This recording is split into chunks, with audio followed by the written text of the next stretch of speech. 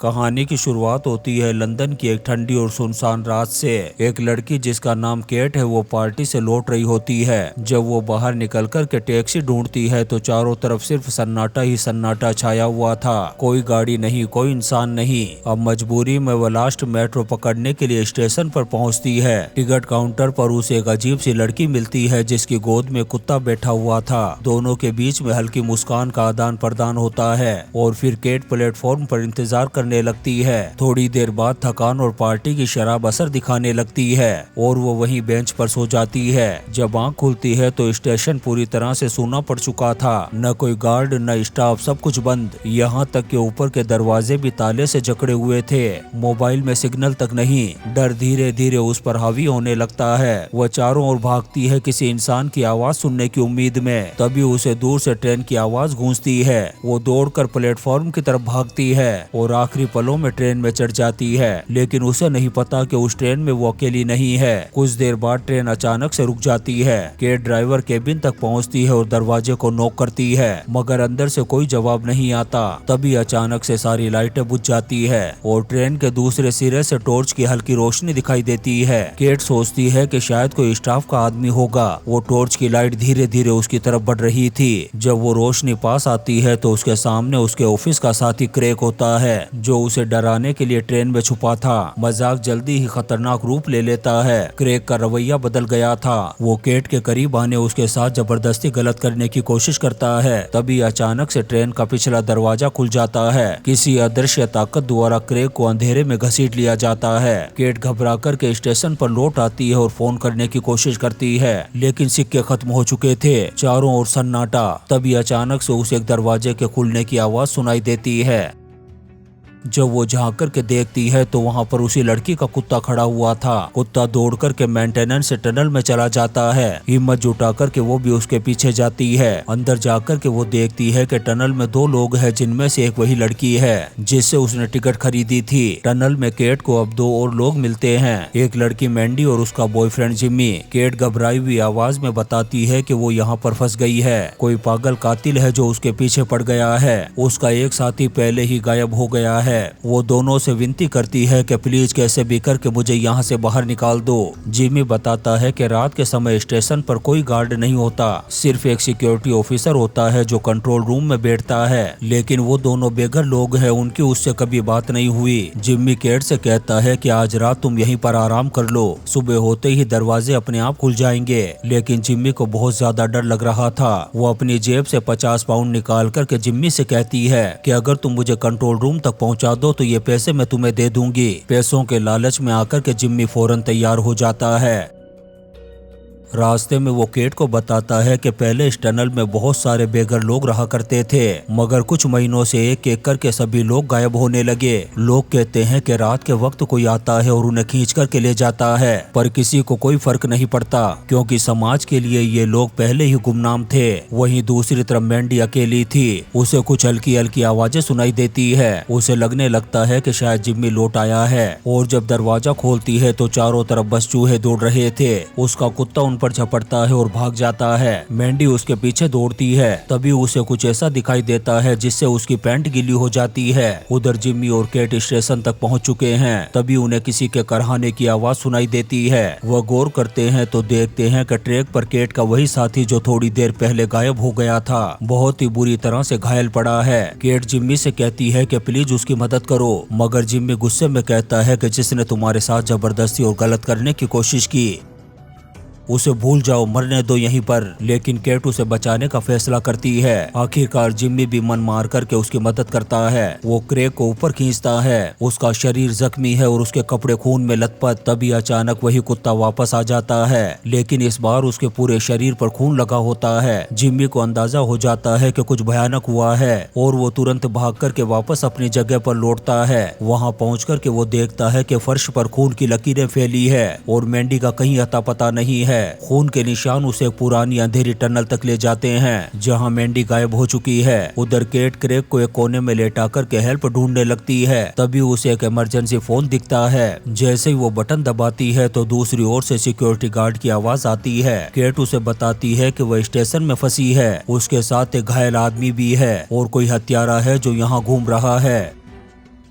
लेकिन गार्ड उसकी बातों को गंभीरता से नहीं लेता। उसे लगता है कि वो कोई बेघर औरत है जो झूठ बोल रही है। मॉनिटर पर भी उसे कोई घायल नहीं दिखता। वो कहता है कि पहले मैं खुद देख लूं फिर एम्बुलेंस बुलाऊंगा। अब केट क्रेग को घसीटते हुए कैमरे के सामने लाती है, लेकिन तब तक क्रेग की सांसें थम चुकी होती है। वो चिल्लाती है कि देखो ये मर चुका है, प्लीज मुझे निकालो यहाँ से। गार्ड आखिरकार मान जाता है। केट से कहता है कि तुम वहीं रुको, मैं आता हूँ। जैसे ही वो कंट्रोल रूम से उठता है तभी अचानक से कोई काला साया आता है जो एक झटके में ही सिक्योरिटी गार्ड का गला रेत देता है। दूसरी ओर केट वॉकी टॉकी के जरिए से उसकी चीखें सुन लेती है। वो समझ जाती है कि अब मौत उसके बेहद करीब है। वो बिना सोचे समझे भाग पड़ती है और सीधा पहुंचती है जिम्मी के ठिकाने पर। वहाँ जमीन पर पड़े ताजे खून के निशान देख करके उसकी भी पैंट गीली हो जाती है। जब वो आगे बढ़ती है तो जिम्मी को देखती है जो एक कोने में बैठा है बिल्कुल चुप। केट उसे बताती है कि सिक्योरिटी गार्ड मर चुका है और अब उन्हें इस टनल के रास्ते अगले स्टेशन तक जाना होगा। शायद वहाँ कोई और सिक्योरिटी ऑफिसर हो जो मदद कर सके।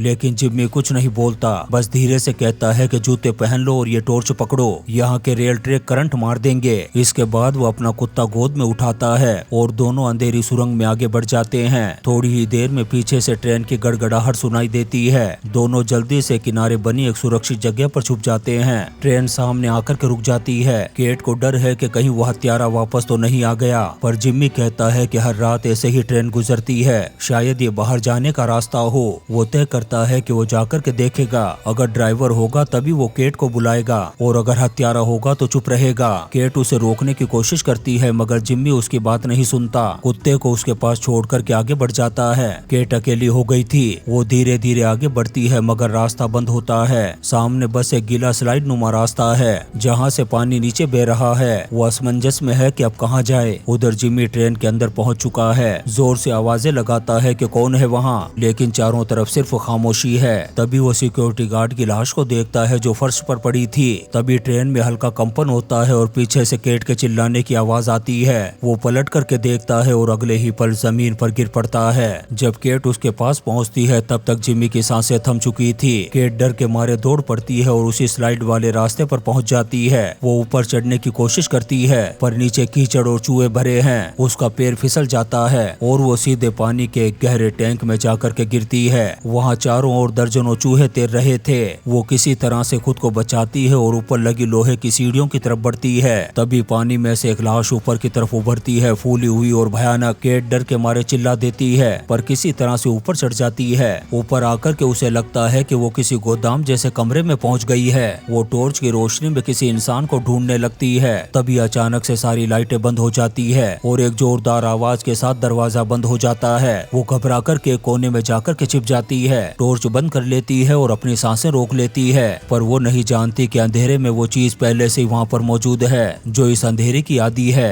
अगले सीन में केट बेहोश हालत में जागती है। अब वो एक वाटर सेल में कैद है। उसके पास ही एक और बंदी है, एक बुजुर्ग आदमी जिसका नाम है जॉर्ज। तभी वो उस कातिल को देखती है जो मरे हुए गार्ड की लाश को घसीट करके अंदर ला रहा था। उसके जाने के बाद केट देखती है कि ये पानी के पिंजरे आपस में जुड़े हुए हैं। अगर वो तैर कर दूसरे खुले हुए पिंजरे तक पहुंच जाए तो यहाँ से भाग सकती है। जॉर्ज कहता है कि उसे तैरना नहीं आता मगर केट हार नहीं मानती। वो एक गहरी सांस लेकर के पानी में उतरती है और तैरने लगती है। तभी वो साया वापस लौट आता है। जॉर्ज जानता है कि अगर उसने कुछ नहीं किया तो दोनों पकड़े जाएंगे। वो अपनी जान जोखिम में डालकर चुपचाप वहीं पर पड़ा रहता है। साया उसे भाले से परखता है, हल्का सा चुभ होता है मगर जब जॉर्ज कोई हरकत नहीं करता तभी साया एक जोरदार वार करता है जिससे जॉर्ज दर्द से चीख उठता है और उसकी यही गलती भारी पड़ जाती है। उसी वक्त केट इस पानी से निकलने में कामयाब हो गई थी। वो पास रखी हुई एक ऊंची हील वाली सैंडल उठाती है और जोर से उस साये की आंख में घोंप देती है। वो दरिंदा जमीन पर गिर पड़ता है और केट इस मौके का फायदा उठाकर जॉर्ज को आजाद कर देती है। वो दोनों वहाँ से भागते हुए एक पुराने ऑपरेशन रूम में जा पहुँचते हैं। वहाँ जो नजारा था उसने केट का खून जमा दिया था। कमरे में शीशे के चारों में दर्जनों बच्चों के एक्सपेसिमेन भरे पड़े थे। पास में टूटे हुए बेबी क्रैब्स भी बिखरे पड़े थे। तभी उसे पास के कमरे में मैंडी नजर आती है जो टेबल पर पड़ी थी। वो जॉर्ज से कहती है कि जाकर के देखे मैंडी जिंदा है या नहीं। जॉर्ज कांपते हुए उसके पैर को टच करता है और केट से कहता है कि अब ये नहीं रही। केट फूट फूट करके रोती है। जॉर्ज उसे संभालता है और कहता है कि अब हमें कैसे भी करके यहाँ से निकलना होगा। तभी अचानक से मैंडी की उंगलियां हल्के से हिलती है मगर दोनों को पता नहीं चलता। दोनों दरवाजा खोलने की कोशिश करते हैं मगर हर एक दरवाजा वेल्डेड है। तभी केट को दीवार में एक सुराग दिखाई देता है जो किसी और टनल की तरफ जाता लगता है। जॉर्ज ईंटों को तोड़ता है और ये दोनों अंदर घुस जाते हैं, लेकिन तभी वो साया पीछे से छलांग लगा देता है, मगर वो इनके पीछे नहीं भागता बल्कि मैंडी की तरफ बढ़ता है। वो पुराना सर्जिकल कोट पहनता है और हाथ में जंग लगी दस्ताने चढ़ाता है, जैसे कि कोई पागल डॉक्टर ऑपरेशन करने जा रहा हो। मैंडी मिन्नतें करती है, मगर अगले ही सेकंड उसकी चीखें पूरे टनल में गूंज उठती है। तभी अचानक से वो साया जॉर्ज के पीछे आकर के उसे पकड़ लेता है। जॉर्ज भी उसे जमीन पर पटक देता है और उसकी खूब धुलाई करता है। केट एक लोहे की रोड उठाती है और इस शैतान को खत्म करने के लिए आगे बढ़ती है। वो दरिंदा बोल उठता है, please don't hurt me, I will do anything. Kate रुक जाती है, मगर वो शैतान जब बार बार जिमी का नाम दोहराता है तो केट का दिमाग खराब हो जाता है और वो पूरी ताकत से वार कर देती है, मगर वो दैत्य बच जाता है और जॉर्ज की आंखों में उंगलियां घुसा देता है। केट डर करके भागती है और वो भी उसके पीछे आता है। तभी केट को हाई टेंशन लिफ्ट रूम दिखाई देता है। वो दीवार से लोहे की चेन निकालकर उस किलर को खींचकर ट्रैक के किनारे ले जाती है। ठीक उसी समय एक ट्रेन आती है और काम तमाम कर देती है उसका। केट एक दीवार के पास बैठ जाती है। इसी बीच जिम्मी का कुत्ता भी लौट आता है। स्टेशन पर कुछ लोग आते हैं, उनमें से एक आदमी केट की हालत देख करके उसे कुछ पैसे भी देता है। पैसे देख करके वो भावुक हो जाती है और रोने लगती है। अब उसकी हालत भी एक बेघर औरत की जैसी लग रही थी। और इसी सीन के साथ ये शानदार मूवी क्रीप खत्म हो जाती है। दोस्तों, हम आपके लिए ऐसी ही इंटरेस्टिंग मूवीज एक्सप्लेन करते रहेंगे, तो आप चैनल को सब्सक्राइब जरूर करें और लाइक और कमेंट्स भी करें। Thank you.